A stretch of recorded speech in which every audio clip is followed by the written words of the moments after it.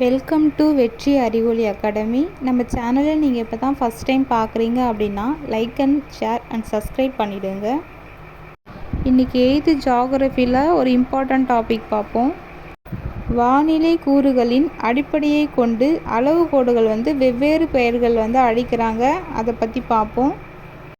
Isotherm சமவெப்பக்கோடு, isocryme சராசரி வெப்பநிலை கோடு, ஐசோகேல் சம சூரிய வெளிச்சக்கோடு, ஐசெல்லோபார் சம காற்றழுத்த மாறுபாட்டு கோடு, ஐசோபார் சம காற்றழுத்த கோடு, ஐசோஹைட்ஸ் சம மழையளவு கோடு. இதுக்கு கொஞ்சம் ஷார்ட்கட் சொல்கிறேன். ஐசோதெர்ம் சம வெப்பக்கோடு, தெர்மாமீட்டரில் வெப்பநிலை கணக்கிடுவோம், ஞாபகம் வச்சுக்கோங்க. ஐசோக்ரைம், க்ரைம்ன்றது க்ரீம், ஞாபகம் வச்சுக்கோங்க. க்ரீம் சம வெப்பநிலையில் போடுவோம், ஞாபகம் வச்சுக்கோங்க. ஐசோகேல், ஐசோகேல்ன்றது சூரிய வெளிச்சம் படாமல் இருக்கிறதுக்காக நம்ம ஷால் போடுவோம், ஞாபகம் வச்சுக்கோங்க. கெல்லு ஷாலுன்ட்டு. ஐசெல்லோபாருக்கும் ஐசோபாருக்கும் ஒரே டிஃப்ரென்ஷியேஷன்.